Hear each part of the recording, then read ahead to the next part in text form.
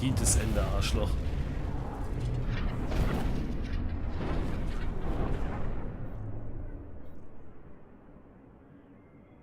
We did win, didn't we? Yes, that we did. His strength is dwindling. His wave patterns are getting astonishingly small. Luna! Chris!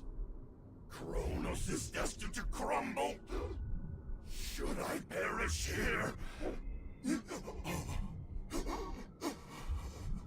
Brawn alone can't win all wars.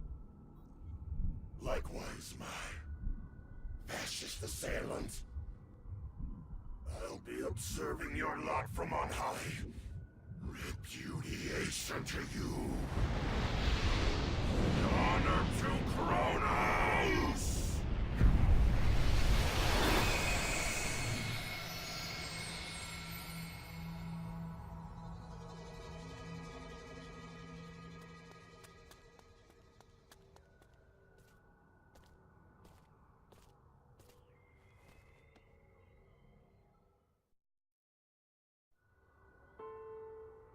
Fidel, thanks a lot. I didn't back down at all. I did all I could. Me and Relia. Yeah, you prevailed. Promise you will. Look after my baby sister. I certainly do. Relia deserves a good life. A caring, maybe mentoring dad. Like Beryl was when I was young. Relia, I'm so sorry. What's more, I should thank you. My wish was answered due to your... grow up and be... the joyous girl I couldn't. Varian, no. Don't be so sad. Since I'll be with you in your heart.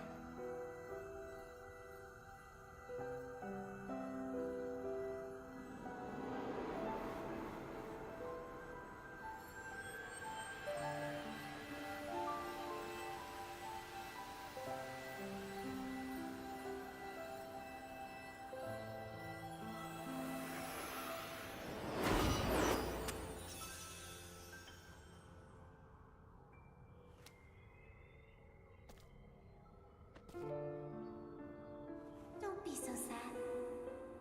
Since I'll be with you in your heart.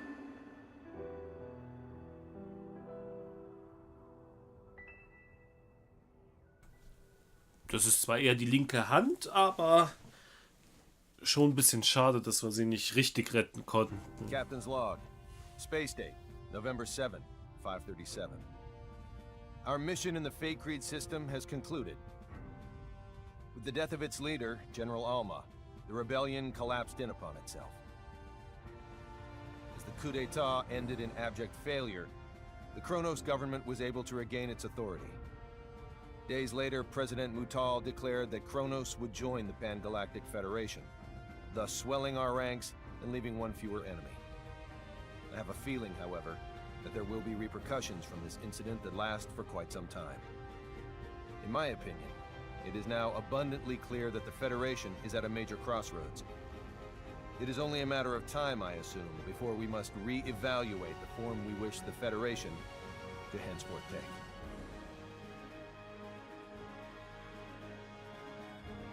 Kronos was officially inducted into the Pan-Galactic Federation, and while the Kronos incident that engendered the Alliance was certainly noteworthy, it was not the only seminal event of Space Date 537. The year also became known for various progressive reforms, which would serve as defining points of Federation policy for years to come.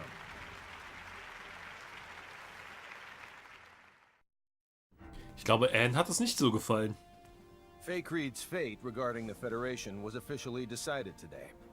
Because the planet is not sufficiently civilized, it will not be recognized as a legitimate member of the Federation. As we influenced the planet to a great extent, though, it was designated a protectorate. I plan to ask Command to appoint Victor the Inspector General of Fate Creed. I cannot imagine there is anyone else in the galaxy better suited to the job than him. Now that I mention one fake Relian, I should probably record what happened to the rest. Everyone involved in the incident immigrated to Earth. After all they'd experienced of the outside world, we couldn't simply let them return to an underdeveloped planet. Besides, they unanimously decided to come of their own accord, which is what I was hoping for anyway. Okay. Also das ist jetzt typisch. Miki's currently studying her heart out to become a science officer. According to Anne, she's got a real knack for this sort of thing. Already understanding the basics of symbology doesn't hurt either. If there's anything that holds her back, though, it's reading and writing. You can't be too hard on her, as she didn't grow up with the Terran syllabary. But she still has a long road ahead of her. Jetzt wird immer gezeigt, was die Victor anderen was erlebt able to haben. enlist in the Federation's military. And based upon his distinguished record, he was appointed as an instructor. Considering he's a citizen of an underdeveloped planet, this is a historic accomplishment for him. Personally, I'd like to see Command put him in charge of overseeing his home planet, but the decision ultimately rests with him. Und es wird auch beeinflusst mit Thanks in Zuneigung. part to an endorsement from Dr. Crew, Fiore was accepted as a researcher in the newly built Symbological Genetics Laboratory on Moonbase. I say accepted, but the whole facility was basically established for her sake. Her knowledge surpasses even our own scientists in some areas, so I assume they're more than happy to take advantage of her genius. There's no way they won't make at least a few breakthroughs with her working on their team. All is quiet on the Anne front, as she continues to work as a science officer aboard the Charles D. Gold. Her looks are what sealed the deal for me when hiring her, but I'll be damned if she isn't one capable science officer. Once I'm finally given my new assignment, I won't hesitate to bring her along. As for me, the myriad and valiant deeds I performed in quelling the Kronos Rebellion earned me a promotion. Nothing's official yet, but word around the water cooler is that I'll become an admiral. To think, me, with my own fleet. What's more, the ship they'll assign me won't be any ordinary one. It'll supposedly be equipped with some rather snazzy technology, of an experimental and gravitic warp kind. I guess this goes to show, you can't make an omelet without breaking a few rules.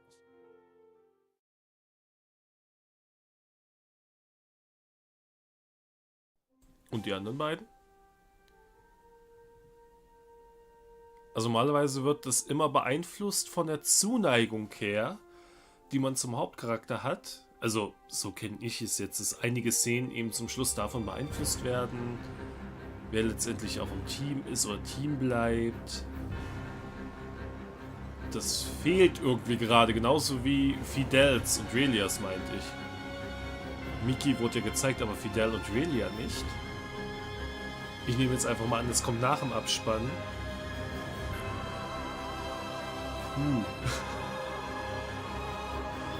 Es war ein langer Weg. Er wäre noch viel länger gewesen, wenn ich die letzten Quests noch gemacht hätte. Und ich bin jetzt ehrlich gesagt etwas überrascht, dass es dann zum Schluss dann doch so schnell ging. Also sehr faszinierend. Es hat sich für mich nicht wie ein typisches Star Ocean angefühlt. Für mich sind aber die typischen Star Ocean das dritte und vierte. Da besucht man halt mehrere Planeten, lernt halt viele unterschiedliche Rassen kennen und hat halt dadurch ein ganz anderes Feeling. Und das Fünfer erinnerte mich jetzt eher an den ersten und zweiten Teil, weil man ist halt nur auf einem Planeten unterwegs, sieht halt nicht so viele verschiedene Rassen und ja, es ähnelt sich halt alles irgendwo. Es ist zwar ein Planet mit vielen verschiedenen Habitaten, aber es ist halt was anderes, wenn man unterschiedliche Planeten in unterschiedlichen Entwicklungsstadien zum Beispiel besucht. Und ja, deswegen war es vom Feeling her nicht ganz das, was ich erwartet hatte. Was aber nicht heißt, dass es ein schlechtes Spiel ist. Man sollte sich halt nur, wenn man sich das vornimmt, darauf gefasst machen, dass es ein paar Stunden dauert, bis man die ganzen Quests fertig hat. Und wenn man alles Nebensächliche machen möchte, also man hat ja jetzt eine Specialty gefehlt. Die kriegt man, glaube ich, erst freigeschaltet, wenn man alle anderen auf Max hat. Bin mir aber nicht hundertprozentig sicher. Es kann auch sein, dass die erst freigeschaltet wird, wenn man alle Quests fertig hat.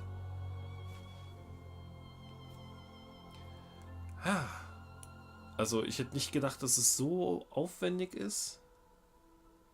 Aber es hat mich gefreut, es zu spielen, weil es ein sehr, sehr cooles Spiel doch im Nachhinein ist.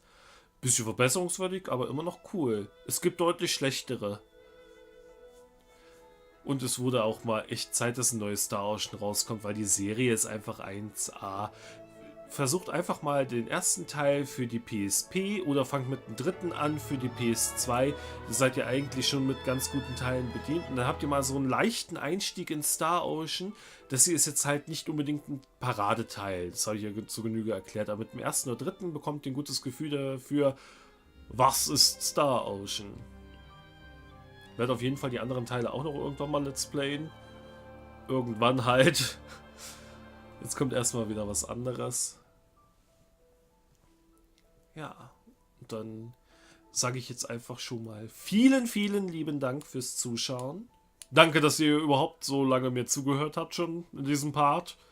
Weil das wird ja wieder ewig lang werden durch die Credits. Aber hat mich gefreut, das für euch zu spielen. Und ja, bin selber mal gespannt, was ich als nächstes spiele, weil ich mir jetzt gerade noch gar keine Gedanken drum gemacht habe. Eventuell wird es ein Klassiker, eventuell wird es was Neues. Lasst euch überraschen.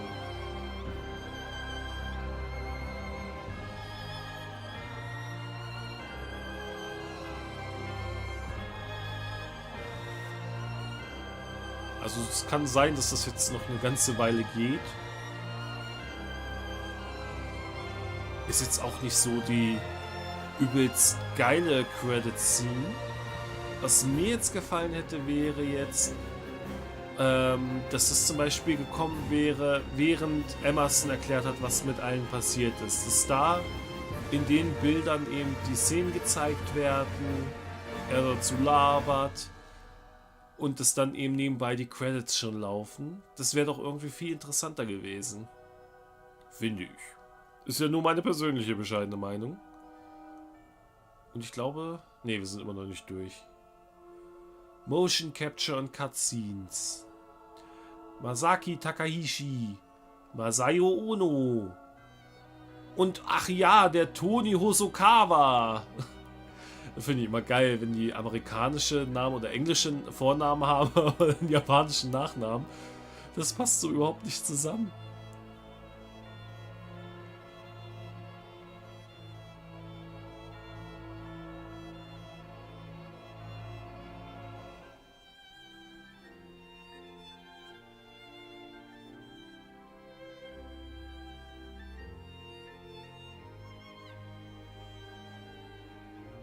Die Musik ist auf jeden Fall auch sehr schön. Muss ich schon sagen. Die hat was.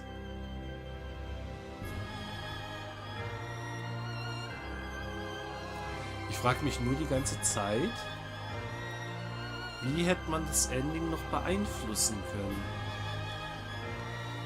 Ich meine, ich habe jetzt Victor und Emerson jeweils 2 Laufpauschen gegeben, was ja die Zuneigung extrem gesteigert haben muss. Und ich habe keinen Destabilizer, also so ein Ich hasse dich Trank gegeben. Und ich frage mich halt immer noch, was das jetzt beeinflusst hätte. Was hättest du beeinflusst? Bitte, Zuneigung, verrat es mir.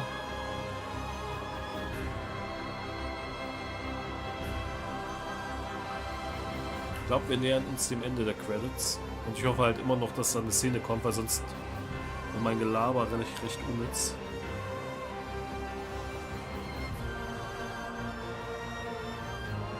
Aber ich glaube, ich bin jetzt einfach mal von hier an still. Wenn ihr euch die restlichen Credits nicht ansehen wollt, dann skippt es einfach vor. Hier nochmal ein Danke von meiner Seite aus. Habt noch viel Spaß bei den anderen Projekten. Schaut auch mal auf meinem Vlog-Kanal vorbei, würde mich freuen.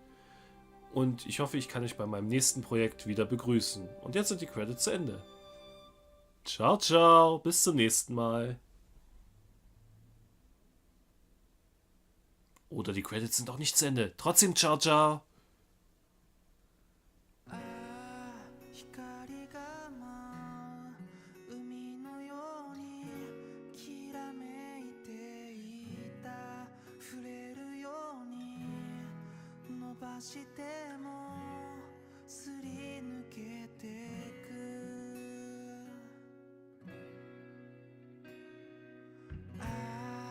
泳ぐように重なるようにたどり着いたんだ息継ぎも悲しみも続く世界でねえ不確かな答えに怯えて心に嘘つかないで大丈夫いつでも未来は待ってる誰も知らない光を抱いて声が届いてるんだろうもう一歩また一歩って叫び続けてるまだ声が聞こえてるならまだきっとまだきっとって君と歩んでいきたい手を伸ばすよ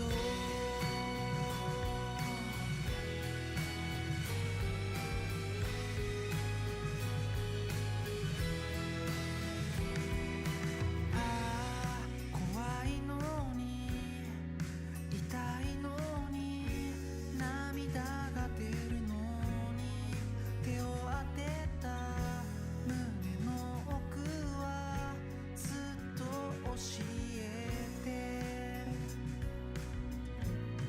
祈るように水星がこぼした涙の軌道に夢を乗せた今の自分信じていいよ誰も見れない光の先へ声が届いてるんだろうもう一歩また一歩って叫び続けてるまだ声が聞こえてるならまだきっとまだきっとって君と歩んでいきたいまだきっとまだきっとって君と歩んでいきたい手を伸ばすよ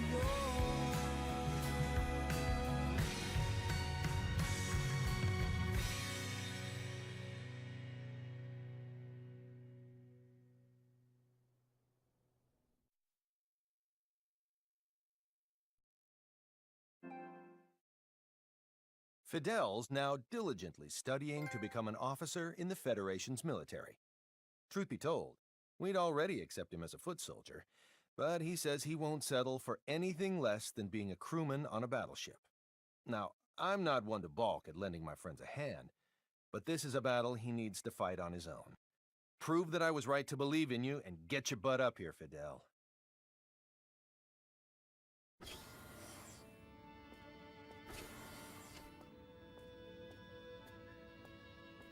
Hey there. Your snack's ready. Excellent. Be there when this is done. You'll burn out studying like that. Miki, you barely try at all. I bet you'll never transcend Emerson Aran like that. What about just being your wife? What did you say? Nothing. Nothing important. I said we should both try our hardest. Yeah, let's. Great. Finished. I'll take that snack now.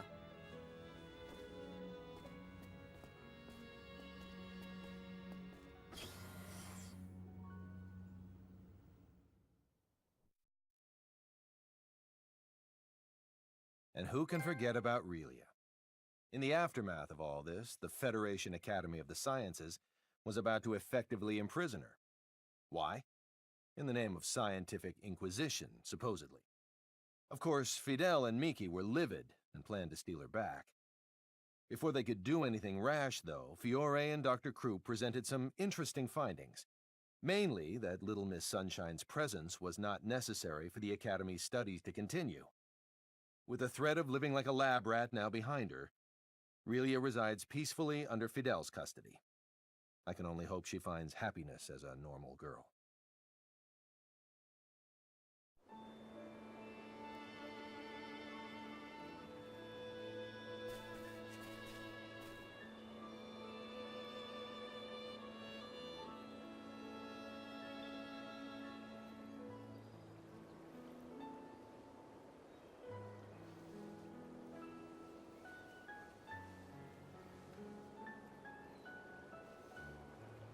Thanks a lot, Fidel.